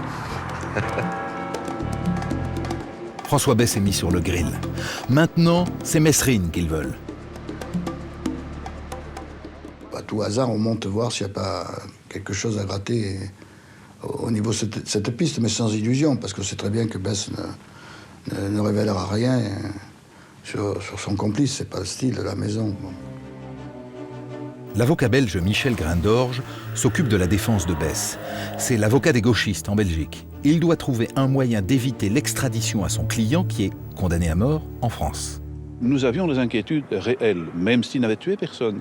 C'était une condamnation à mort par défaut. Donc il fallait utiliser les ressources de la procédure pour lui permettre de jouir d'une bonne défense et à la limite, éviter vraiment son extradition. Bess s'arrangeait avec ses copains de cellule, ses co-détenus, pour qu'il l'accuse de coups qu'il n'avait pas fait. C'est ainsi qu'il s'est accusé de braquage et de hold-up commis dans la région de Huy, de Hannu, enfin dans l'arrière-pays liégeois entre Liège et Bruxelles. Si un homme s'accuse d'avoir fait des choses, des actes graves, il faut tout de même vérifier le bien ou le mal fondé de ce qu'il dit. Et dès lors, quand il disait dans telle forêt, telle chose, tel événement, tel cadavre éventuel, telles armes, les enquêteurs devaient vérifier.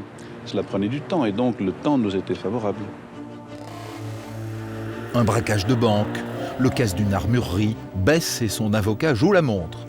Mais Franz Reiners, le chef de la PJ de Bruxelles, déjoue le stratagème. Bess ne voulait à aucun prix retourner en France. Dès lors qu'il a inventé tous ces hold-up qui avaient eu lieu, mais à quoi il n'a jamais participé. Hein. Je lui disais, mais enfin, bon, je sais que c'est pas vous, et il avouait. Mais en détail alors, hein, parce que j'essayais toujours de l'avoir sur un détail. Non, il connaissait les détails. Tout pour l'inculper. N'importe quoi. S'il avait pu dire qu'il avait tué le roi, ben, il l'aurait dit aussi. Hein. L'extradition est pourtant inéluctable. Mais Bess ne veut pas s'y résoudre. Et il utilise la menace suprême, son joker habituel, l'évasion. Il m'a dit qu'il en avait un peu assez et qu'il allait s'évader, certainement. On profiterait d'une occasion pour s'évader à la première qu'il aurait et qu'il laisserait tomber tout ça. Mais je crois que là, il me chambrait un peu. Il m'avait dit à l'époque que je me réfugierais dans une île indienne à Gao. Il paraît que la vie est tout à fait naturelle et qu'avec 3000 francs par mois de l'époque, il me disait qu'il vivrait très bien. Il m'a même proposé, si j'avais rien à faire, de le rejoindre. Bess est en prison en Belgique depuis 4 mois. Et selon les règles de la loi belge, il doit passer régulièrement devant les juges pour qu'il renouvelle sa détention provisoire. Ça se passe un peu comme un procès. Dans la salle d'audience, il y a des gendarmes, plusieurs prévenus, non menottés, c'est la règle, et puis leurs avocats qui vont assister au nouveau coup de poker du roi de l'évasion.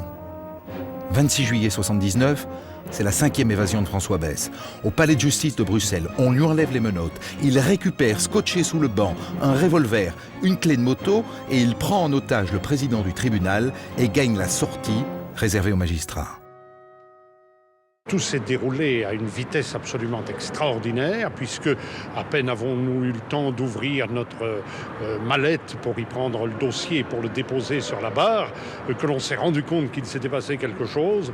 Tout à coup, j'ai vu cet homme se baisser devant moi en chambre du conseil, saisir un pistolet qui était planqué en dessous du banc, bondir. Monsieur Bess, qui était debout, accroupi sur le banc du tribunal et qui tenait en main une arme à feu qu'il utilisait pour menacer le président. Il y avait une arme sous le banc, sous chaque banc. De telle manière que s'il s'asseyait à gauche, il y avait une arme à gauche, s'il s'asseyait à droite, il y avait une arme à droite.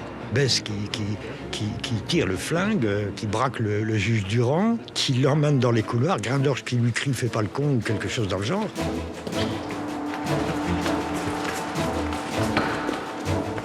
Il faut bien dire que tout s'est déroulé à une vitesse extraordinaire. Moi, j'entendais, d'où j'étais là, caché en dessous du banc, j'entendais la voix du président qui s'éloignait, continuant à dire « ne bougez pas, ne bougez pas ». Nous avons vu François Bess donc disparaître avec le magistrat, M. Durand, dans une porte que nous ne connaissions pas, dont nous ne connaissions pas l'issue, qui conduisait sur les couloirs, et ce couloir débouchait quelque part par ici. Et là, Bess qui saute sur une moto qui est prête, la Ducati 500 qui est là. En fin de matinée, on retrouve la moto garée sur une place tout près de la gare de Bruxelles. Mais évidemment, aucune trace de François Bess.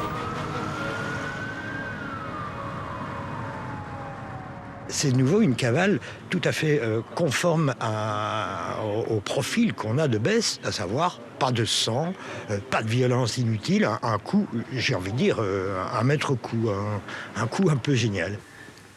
C'est pas un triomphe, mais bon, c'est bon de le savoir libre aussi. Jacques était ravi et il m'a dit on va boire un petit verre de champagne, voilà. Pour fêter ça, même si on ne le voit plus.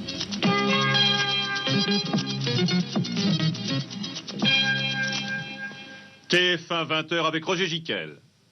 Évadé ce midi du palais de justice de Bruxelles avec prise d'otage, François Besse, principal complice de Jacques Mérine, n'a toujours pas été retrouvé. Bonsoir. Les policiers français étaient cet après-midi dans leurs petits souliers. Ils n'ont pas fait de commentaires quand ils ont appris la spectaculaire évasion du gangster François Besse du palais de justice de Bruxelles. Besse est en fuite et le soir de l'évasion, son avocat est à la télévision, un peu trop décontracté peut-être. J'étais, comme mes confrères qui étaient présents, comme les magistrats, comme les gendarmes, extrêmement surpris par la méthode et par la rapidité avec laquelle il a agi.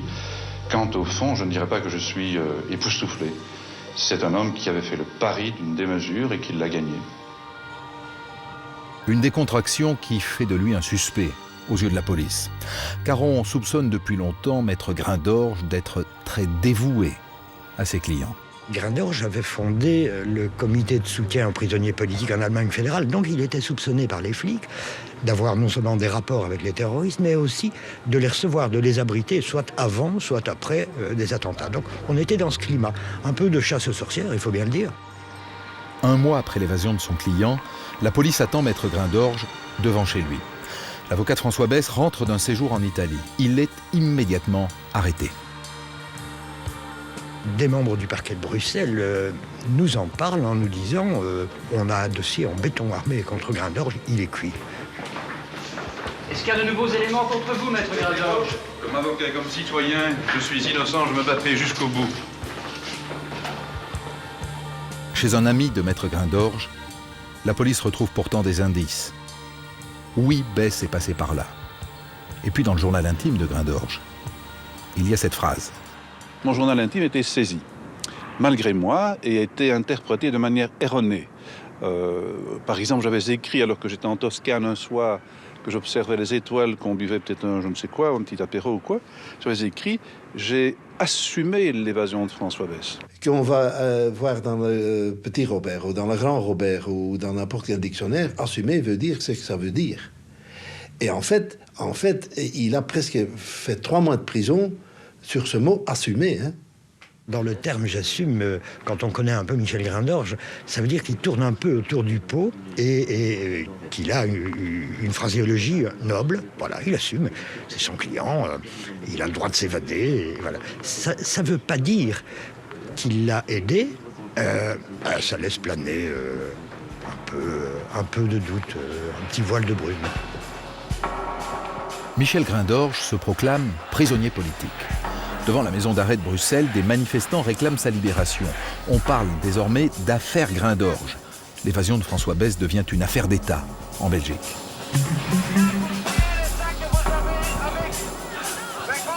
Finalement, aucune preuve ne sera retenue contre Michel Grindorge et il sera acquitté. Pendant ce temps, Besse est toujours dans la nature et une fois de plus, les policiers s'intéressent à sa sœur, Noël. Ils savent qu'un pacte les unit. Le pacte, c'est l'amour qu'on se porte l'un l'autre, et on ne s'est jamais laissé tomber, ni lui, ni moi, on s'aime comme ça, et c'est comme ça, voilà.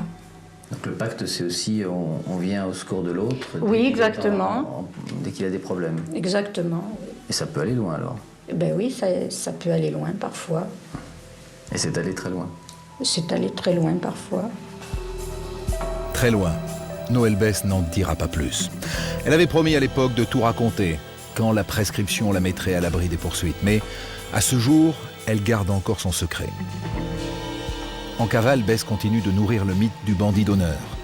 Il avait promis de rembourser les sandwichs offerts par le commissaire pendant les interrogatoires à la PJ de Bruxelles. 1 mois après son évasion, j'ai reçu par la poste sous enveloppe, 4 billets de 20 francs belges, les voilà d'ailleurs, signés François Besse. Les 4 sont signés François Besse. Pendant ce temps, en France, seul, sans François Besse, Mesrine multiplie les opérations. Il enlève d'abord un certain Henri Lelièvre, un riche propriétaire foncier. Le vieil homme est relâché vivant. Ensuite, il règle son compte à un journaliste de Minute. Il le laisse pour mort dans une grotte, en pleine forêt de l'Oise. Au sommet de l'État, l'ordre est donné d'en finir avec l'ennemi public numéro 1. Le 2 novembre 1979 à Paris, l'ordre est exécuté. C'est à 15h15 que M. Bouvier, patron de la PJ, a reçu un coup de téléphone. Patron, Mesrine a été tué, pas de blessés chez nous. Dans sa BMW, Mesrine est criblée de balles. 7 d'entre elles ont touché sa compagne, Sylvia. Pendant 2 heures, la porte Clignancourt devient une scène de théâtre où les policiers exhibent leurs trophées ensanglantés devant les caméras.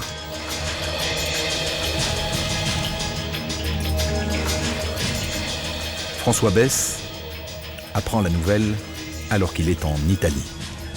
Toutes les autres personnes qui auraient été avec nous dans la voiture seraient mortes, quoi. Je veux dire, bon, ça c'est...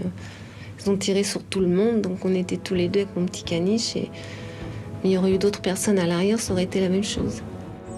4 jours après la mort de Mesrine, une alerte est donnée dans les Yvelines.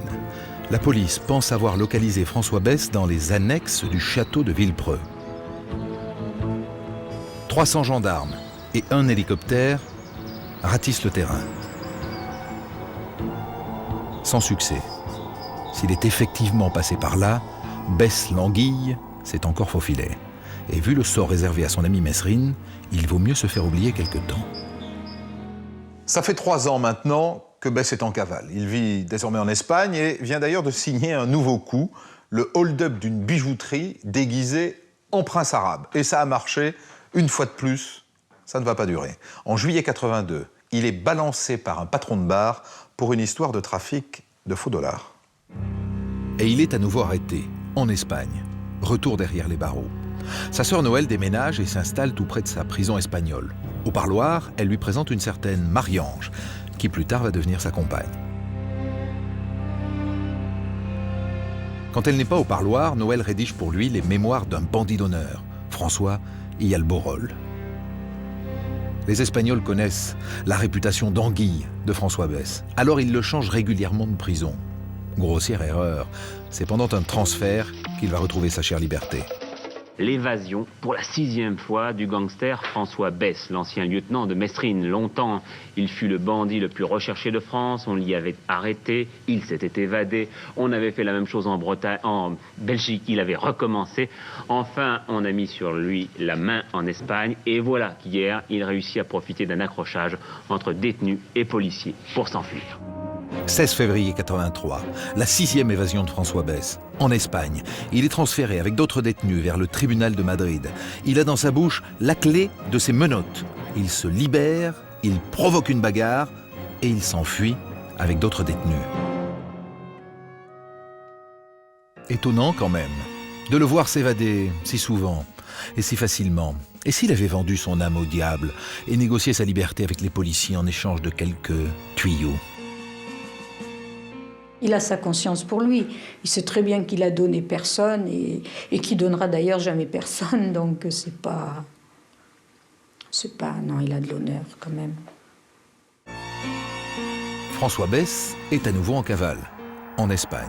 Et il essaye de regagner la France. Vers 8 h du matin, il se présente avec des complices au poste de douane du col de la Serre, sur les hauteurs de Cerbère. Les policiers contrôlent les papiers, puis les douaniers fouillent les bagages, et là ils font une découverte. Dans un sac, il y a d'autres passeports et des balles de revolver. François Besse sent qu'il va être démasqué. J'entends un bruit de pas derrière moi, une main qui me secoue le poignet. Je vois alors la personne qui m'avait remis une carte d'identité espagnole au nom de Bonilla, devant moi avec un pistolet dans sa main droite. Légèrement, il n'est pas menaçant. Et c'est François Besse. Et c'est François Besse. François Besse veut prendre une douanière en otage. Immédiatement, le policier s'interpose. Pour couvrir leur fuite, il faudra un otage. C'est mon devoir de policier de prendre cette décision. Malgré les risques encourus, le rôle d'otage m'incombe. Dès notre départ, la première des choses que m'a demandé François Besse, la ville la plus importante après le poste. Je lui dis Perpignan, et il me demande « Est-ce que tu peux m'amener au parking souterrain, où c'est qu'il se trouve ?» Et je lui réponds « À côté du palais de justice. » Ironie du sort, Besse, ses complices et son otage filent tout droit vers le palais de justice de Perpignan et son parking, un endroit où il y a toujours des policiers en faction. Après 1 heure de route, la voiture arrive du côté du palais de justice, direction le 2e sous-sol du parking Arago. Les environs sont calmes.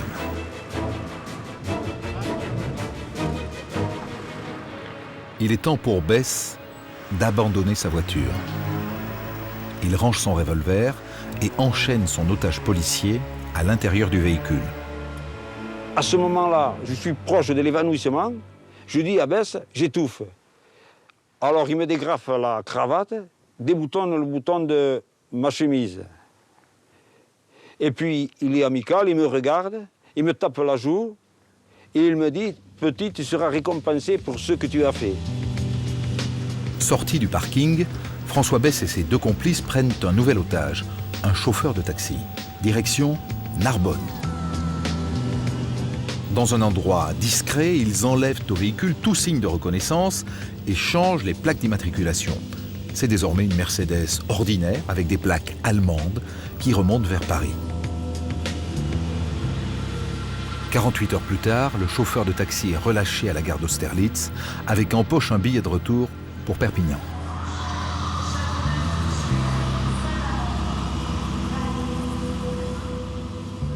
Et dès le lendemain, un fourgon blindé est attaqué à Massy.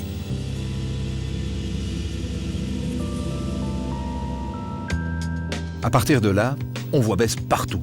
On dit même qu'il a rejoint le gang des Postiches, une bande de braqueurs grimés qui écument les banques de la région parisienne. Mais une bande violente qui, au Crédit Lyonnais, en 86, laisse 2 morts sur le trottoir. Et ça ne ressemble absolument pas à François Besse. Est-ce que François Besse faisait partie du gang des Postiches? On le soupçonne d'en avoir fait partie. En tout cas, il y a eu des connexions entre Besse et le gang des Postiches. Est-ce qu'il opère avec eux? Alors, ce sont des hommes qui lui ressemblent. Même détermination, spécialistes du braquage, des gens qui ne parlent pas, des types discrets.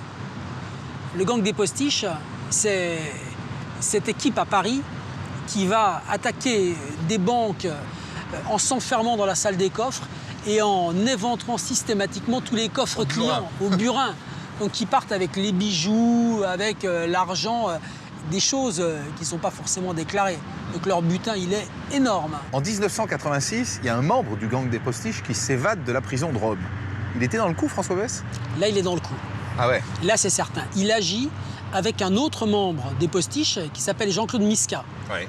Et ensemble, ils vont monter une évasion par hélicoptère. Ça se passe comment? Misca et Besse s'emparent d'un hélicoptère.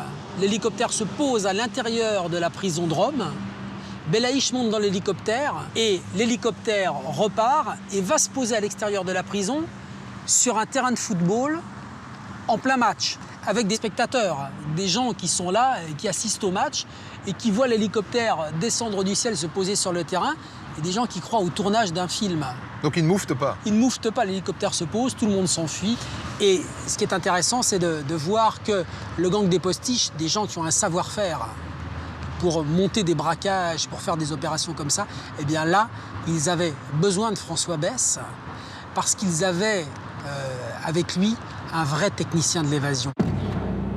Et puis, Besse disparaît de la circulation. Complètement. Plus de rumeurs sur son compte. On dit même qu'il est mort. On parle de règlement de compte ou même de suicide. À cette époque, je me souviens très bien, Besse, on n'avait plus de traces, plus de son, plus d'images, qu'à le dire. Et une rumeur a fusé, je n'ai pas l'origine bien sûr, comme toutes les rumeurs, comme quoi il était mort. Donc ça a arrangé tout le monde, y compris les services d'enquête, de se dire bon bah c'est pas la peine de chercher Bess, il est mort, donc on perd du temps. Moi j'ai jamais cru vraiment qu'il était mort, parce que je pense que je l'aurais ressenti. On n'est pas jumeaux, mais je l'aurais ressenti à un moment donné.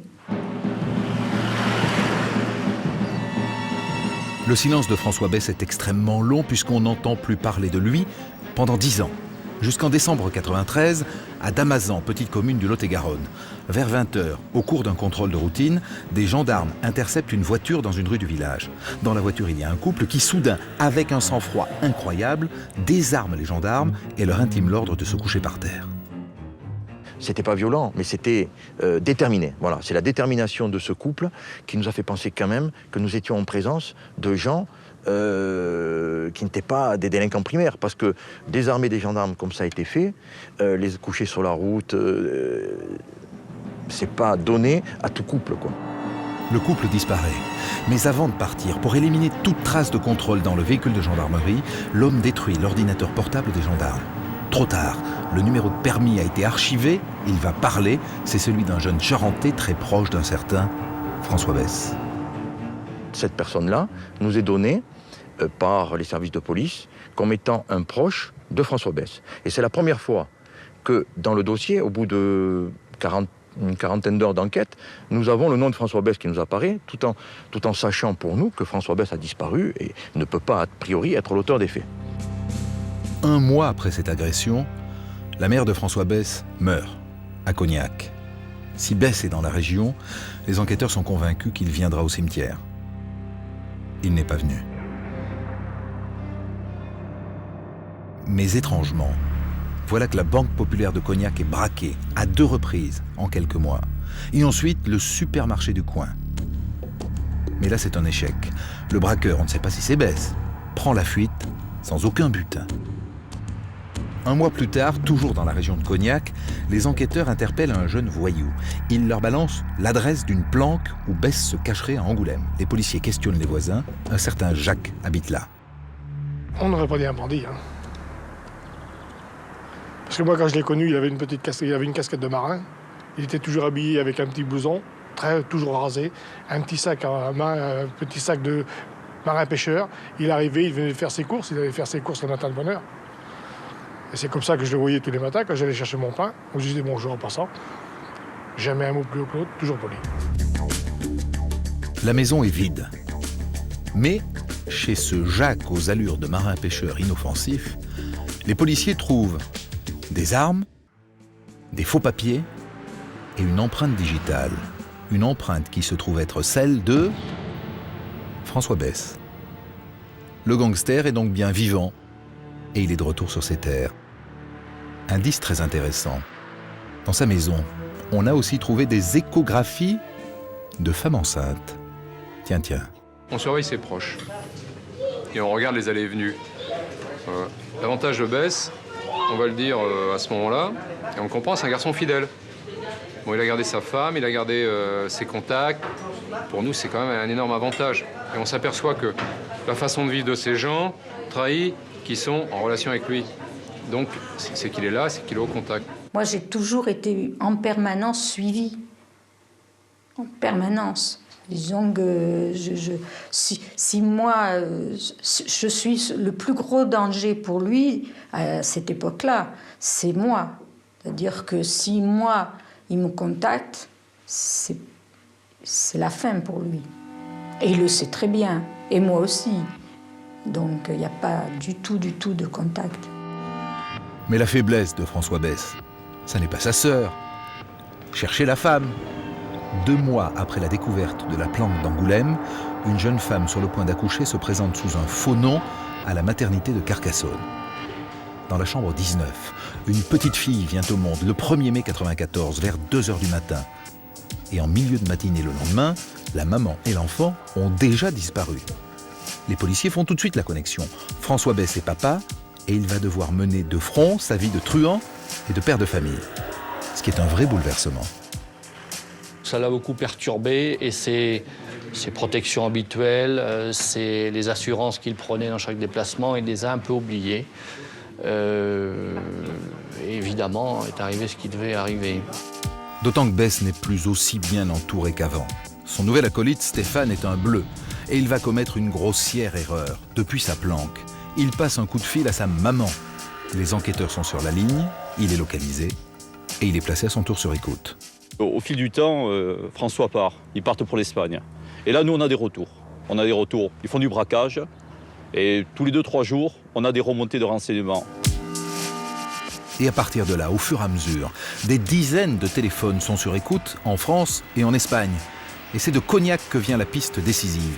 Un coup de fil donné à François Bess par des amis d'une cabine téléphonique. En faisant les remontées d'appels de cette cabine, nous avons identifié un numéro au Maroc. Et certains collègues se sont rendus avec des collègues de l'Office central à Tanger. C'est certain maintenant. François Bess est au Maroc. Et un mandat d'arrêt international est lancé contre lui. Début septembre, des policiers français déguisés en hommes d'affaires partent en repérage dans la région de Tanger. Mais très vite, Bess se rend compte qu'il est logé et il déménage. La police marocaine finit par retrouver sa trace. Le 3 novembre, on leur donne un tuyau. Bess déjeune au Gagarine, un petit restaurant du quartier de la Poste.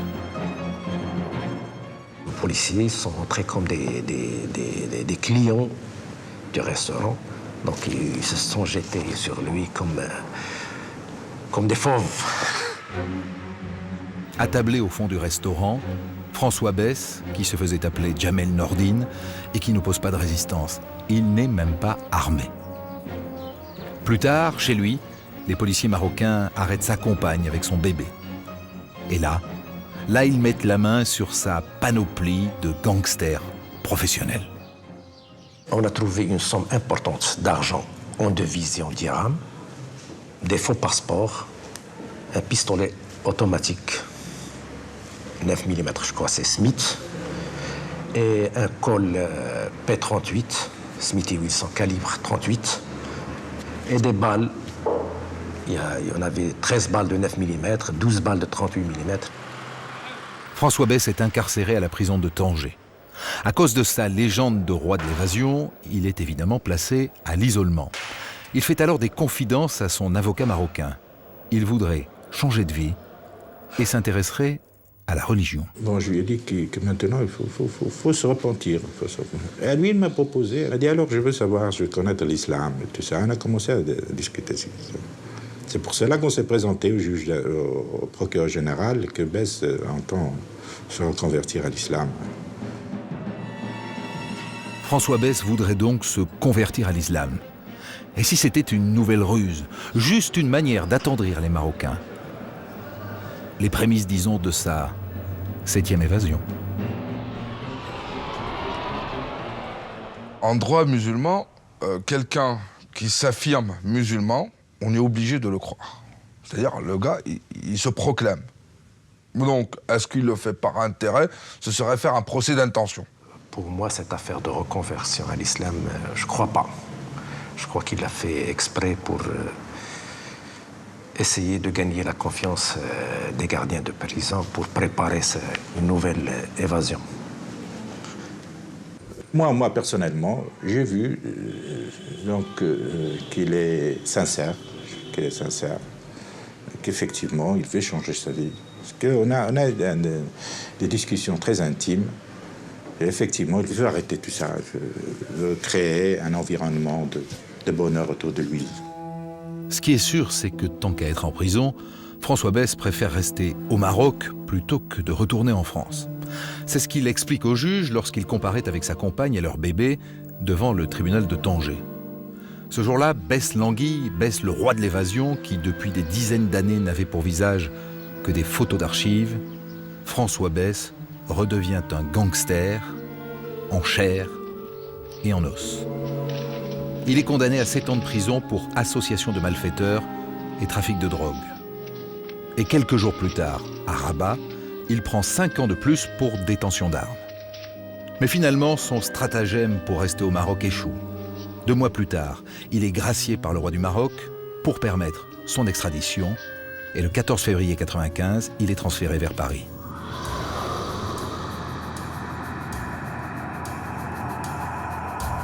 Il sait que maintenant, il va devoir payer l'addition de toute une vie de braquage.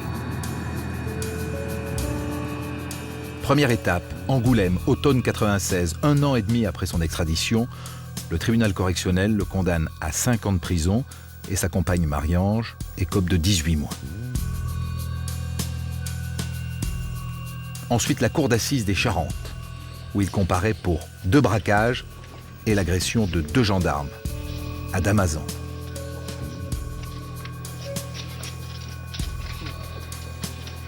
Dans la salle, le clin d'œil de Marie-Ange qui est devenue sa femme. Bess se retrouve devant les juges français. Ça ne lui était pas arrivé depuis 21 ans.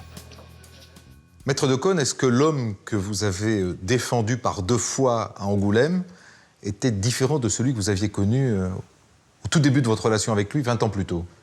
Il était toujours aussi jeune dans sa tête et considérablement mûri, beaucoup plus réfléchi parce qu'il venait de subir des conditions de détention très dures, qu'il a d'ailleurs tout au long de l'instruction et avant sa comparution devant la correctionnelle et les assises à Angoulême, qu'il s'est attaché à dénoncer. Et puis il avait surtout la responsabilité de sa femme et de sa petite Charlène, qui était pour lui un souci premier, et qu'il est encore aujourd'hui d'ailleurs. Il y a quand même quelque chose qui a changé en 20 ans. C'est qu'entre-temps, il est devenu un mythe. Il est célèbre. C'est une star. Oui. Il sait qu'il est une star, comme vous dites. C'est pas d'ailleurs, il ne pense pas star, mais il sait qu'il fait l'objet d'un intérêt médiatique. Il sait surtout qu'il ne peut pas bouger le petit doigt sans que quelqu'un soit sur ses basques, que ce soit à la maison d'arrêt. En cas de déplacement, il a tout le GIGN qui est avec lui. Quand on va l'entendre à Marmande ou à Angoulême, le palais de justice est mis sous une précaution particulière. Dans le bureau du juge d'instruction se trouvent des gardes rapprochés, etc. Tout ça, il le sait. Il ne le vit pas comme étant l'objet d'une médiatisation, il le vit comme étant considéré comme un individu particulièrement dangereux pour la justice, pour le procureur de la République qui le poursuit. Et il essaye de desserrer l'étau qui est en train de se forger autour de lui. Il les séduit, les jurés, il les enjôle un peu. Il les convainc. Il les convainc. Si la conviction passe par la séduction, oui, il les séduit. Mais ça, c'est le propre de toute personne qui sait être persuasive et convaincante. Convaincre les jurés qu'il a changé, qu'il n'est plus le même homme, qu'il veut vraiment tourner la page. C'est vrai qu'il est séduisant, ce fichu François. Mais dans la salle d'assises, un homme n'a pas été du tout séduit. C'est l'avocat général Joël Guiton. Joël Guiton, je viens de voir l'avocat de François Bess, qui était face à vous au cours des 2 procès d'Angoulême, et il vient de me parler d'un type formidable, d'un type exceptionnel qui s'appelait François Bess. Est-ce que vous êtes d'accord avec ce portrait? Exceptionnel, je ne vois pas en quoi. Sinon, par la longueur de son casier judiciaire. François Bess ne m'a jamais fasciné, personnellement. En revanche, il a suscité la fascination. Il a peut-être su la susciter. Je n'ai jamais considéré Bess comme un héros. Pour moi, c'est pas héroïque de prendre des gens en otage. C'est pas héroïque d'emmener dans son sillage des tas de gens qu'il transforme en complices, y compris un mineur. Ça ne me paraît pas héroïque. Quand il prend en otage l'épouse d'un gérant de supermarché pour obtenir la caisse et qu'il la met dans le coffre-fort, le coffre de sa voiture, lorsqu'il fait ficeler par le jeune, le mineur, lorsqu'il fait ficeler un autre mineur au domicile de son père, qui est directeur de banque, pour s'introduire dans la banque, je ne vois rien d'héroïque. Ça, là, ce livre, cette photo un peu romantique, et puis ce titre, « Je suis un bandit d'honneur », ça le fait pas pour vous? François Besse ne m'est jamais apparu romantique. Et bandit d'honneur, le bandit d'honneur qui commet des prises d'otages pour subvenir à ses propres besoins, le bandit d'honneur qui commet des agressions, des crimes, pour continuer sa cavale, c'est sans doute un bandit, mais pas d'honneur pour moi. Est-ce que vous vous souvenez combien vous avez demandé? Et combien il a eu? J'ai requis 20 ans et la cour d'assises de la Charente a estimé qu'il devait être condamné à 8 ans d'emprisonnement. Il y a une vraie différence, non, entre vos réquisitions et la décision de la cour, comme si le charme avait opéré différemment. J'en ai pris acte. Sans douter, parce qu'évidemment, quand on requiert tant et qu'on a si peu au résultat, on peut se demander, est-ce que je n'ai pas fait une erreur d'appréciation? C'est vous qui dites j'ai requis tant. Il ne faut pas oublier qu'une sanction doit être individualisée et doit être aussi proportionnelle au cursus, au passé aussi. Et le passé était lourd. Et quand je prends le passé de François Besse, il ne faut pas le juger que pour son passé, mais il faut le juger aussi pour son passé. 8 ans, et donc, direction la prison, celle de Gradignan, près de Bordeaux, qu'il connaît bien puisqu'il s'en est déjà évadé 2 fois. Et là, Besse reçoit une visite peu ordinaire, un homme célèbre qu'il n'avait jamais rencontré auparavant. Une dépêche de l'AFP est tombée aujourd'hui, disant Alain Delon a rencontré jeudi le roi de la cavale François Besse au parloir de la maison d'arrêt de Gradignan, près de Bordeaux, a-t-on appris de sources pénitentiaires. Ça, c'était hier. Vous voyez que j'ai une vie très mouvementée. Je vous répondrai simplement que ça fait partie de mes spontanéités personnelles ou de mes pulsions personnelles, que c'est une visite qui ne concerne que moi et la personne concernée, et que je n'ai pas envie de m'étendre et d'y répondre en place publique. Enfin, on donne des exemples, on dit que, bon, il y a l'enfant, il y a une petite fille de 4 mois, parce que la mère est aussi en prison, non Oui, la mère est effectivement en prison. Donc on cherche une famille d'accueil, et peut-être serez-vous cette famille d'accueil. Moi, j'essaie d'aider du mieux que je peux le faire, mais vous voyez que là, par exemple, vous êtes aussi en contradiction avec ce que vous pensiez que j'étais véritablement, égaux. Là, c'est vraiment pas le culte de moi, c'est le culte de l'autre. Oui, c'est ça. Ce qui est vrai, c'est qu'Alain Delon est devenu le parrain de la petite fille de François Besse, Charlène.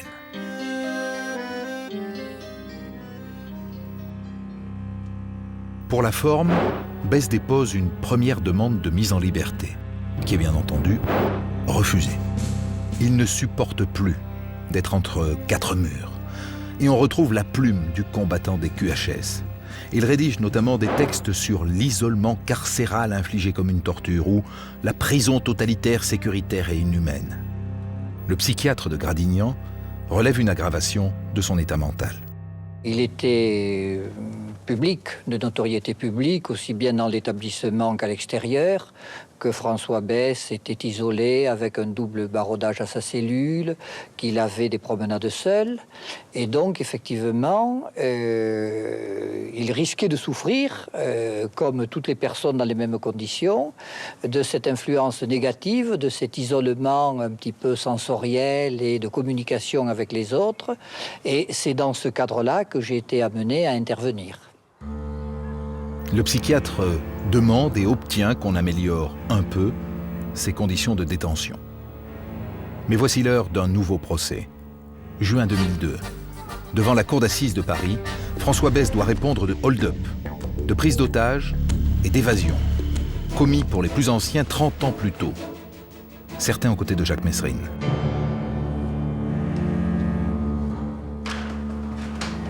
Il n'y a pas d'image de ce procès. Le président du tribunal n'a pas laissé entrer les caméras de télévision. Seul, Paris Match a eu droit à une photo exclusive qui montre François Besse tel un curé en sandales.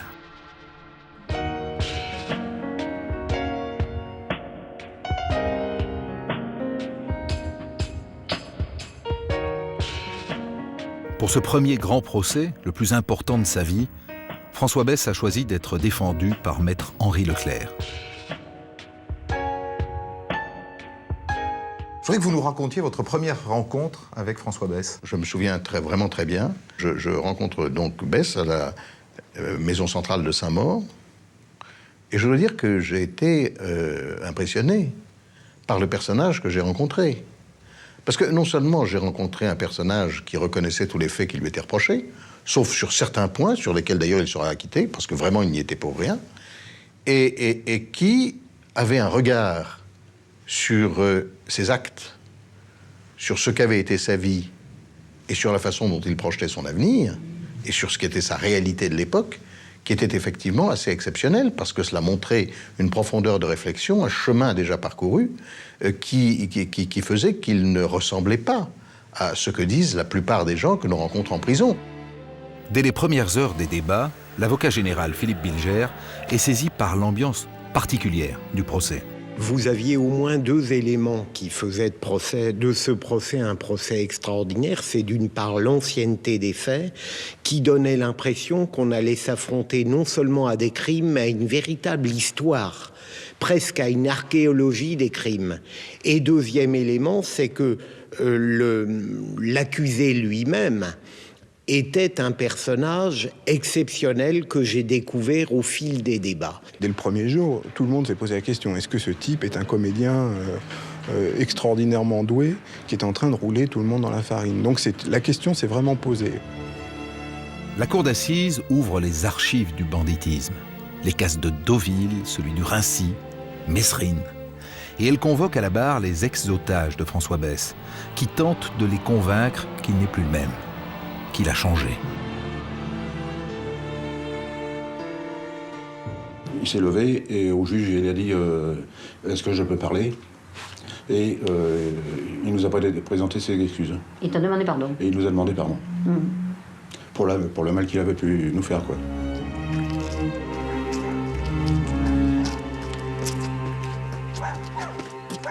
On ne peut pas pardonner des choses comme ça. Quand on a des gosses qui sont en bas âge, on ne sait pas comment on va s'en sortir, on voit notre vie qui est fichue. C'est trop dramatique pour pardonner quand même. Il n'y a pas eu de violence, donc à la limite, bon, on ne peut pas lui en vouloir. Mais l'excuser, 50-50 quoi. C'est excusé, pour moi ça fait pas tout dans la vie parce que c'est resté marqué quoi. On reste marqué d'une chose comme ça, c'est tout. Même si l'homme a changé, doit-on pour autant passer l'éponge sur son passé très lourd? C'est tout l'enjeu de ce procès. Une des grandes difficultés d'un procès comme celui-là, c'est que l'homme que l'on juge n'est plus l'homme qui a commis les faits. Les faits pour lesquels il a été jugé dataient de 1976 pour les plus anciens, 78 et 86 pour les plus récents. Il est évident que l'homme n'avait plus rien à voir. Surtout dans le cas de François Besse, vous avez un changement radical de l'individu. Donc ça pose une des difficultés, bien sûr. Comment peut-on juger, un quart de siècle plus tard, un homme qui a commis des faits comme cela? Mais il faut que la justice passe. Quelle est votre stratégie d'avocat avant le procès, à partir de la connaissance que vous avez de son dossier? Ma stratégie d'avocat est la suivante. Premièrement, je ne veux pas qu'il soit condamné pour des faits qu'il n'a pas commis. Par exemple, l'évasion de la santé. Il est accusé d'avoir tiré des coups de feu lorsqu'il est sorti. Or, ma conviction est absolue, après avoir étudié le dossier, il n'a pas tiré de coups de feu. Donc, premièrement, je veux qu'il ne soit condamné que pour ce qu'il a fait. Ça me paraît absolument adéquat. C'est suffisant. C'est suffisant.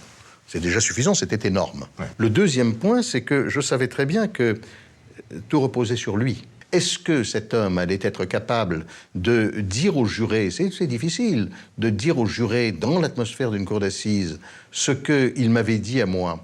Est-ce qu'il était capable non seulement de le dire, mais d'être entendu, d'être écouté? Je sais trop à quel point la parole d'un accusé en cour d'assises est quelquefois difficile. Comment est-ce que vous qualifieriez son intervention devant la cour d'assises? Sa manière de parler? Eh bien, écoutez, moi je dirais que la manière de parler de François Besse devant la cour d'assises a été remarquable parce que cet homme était vrai. Et quoi, par exemple? Il dit des choses qui sont très importantes, en particulier sur des souffrances qu'il a endurées en prison, qui sont extrêmement dures. Les quartiers d'isolement, il les a connus, les QHS, il les a connus, et il a connu les conditions de détention les plus difficiles, et il les dit d'une façon simple, sans en dire plus. Et il exprime bien ce sentiment d'injustice. Il m'a paru tout à fait extraordinaire et positif d'entendre un accusé qui avait vécu dans ces années fortes de violence, où le crime était parfois considéré comme une subversion légitime, où la violence était perçue comme libératrice. On a un accusé qui est venu dire « c'est du vent ». Le crime n'est jamais subversif, le crime est un crime, la violence est absurde et sale et laide. Besse dit qu'il s'est fourvoyé, qu'il a pris le mauvais chemin. Il demande pardon à ses victimes. Mais est-il sincère? Vous savez, le procès s'est déroulé sur 2 semaines. Et est-ce qu'il est possible, pendant 2 semaines, d'abuser à la fois les jurés, les 9 jurés, les 3 magistrats professionnels, l'avocat général, les parties civiles, les 10 journalistes qui étaient là en permanence, le public? Est-ce que c'est possible de mener en bateau tous ces gens-là pendant 2 semaines?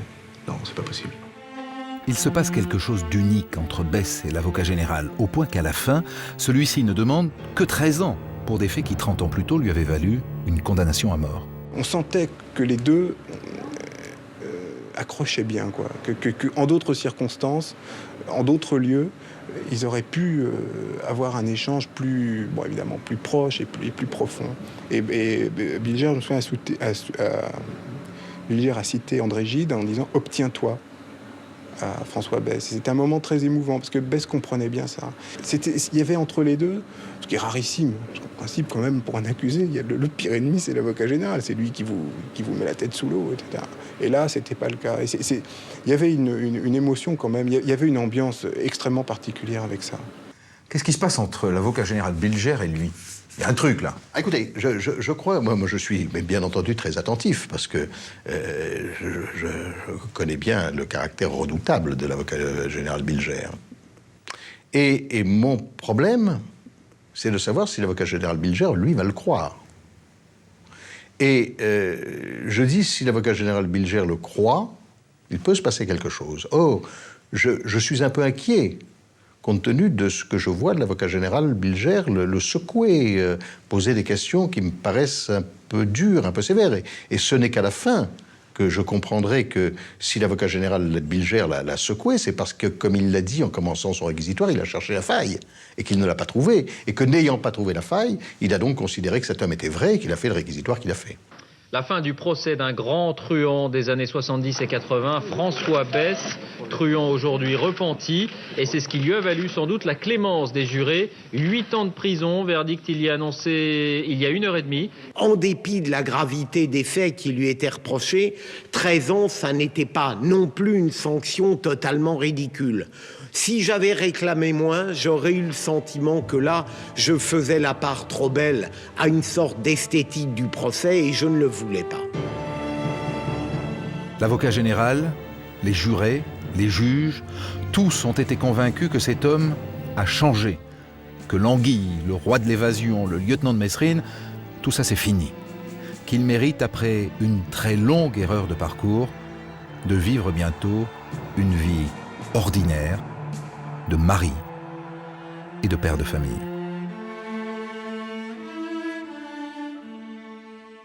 Huit ans.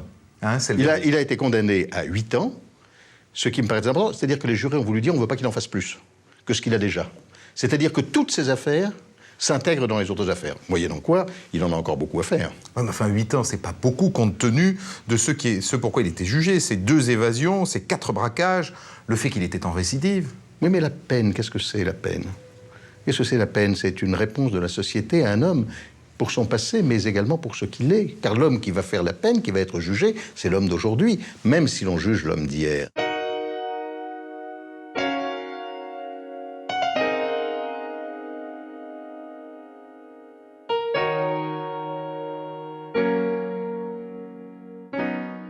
Ce que prouve l'histoire de François Besse, c'est qu'un homme peut changer, mais que la justice aussi peut changer. Cette justice qu'il avait condamné à mort il y a 30 ans, dans les années 70, et qui, 30 ans plus tard, le condamne avec indulgence à 8 années de prison. C'est ça, la justice rendue au nom du peuple français par un jury d'assises, juste une affaire d'intime conviction.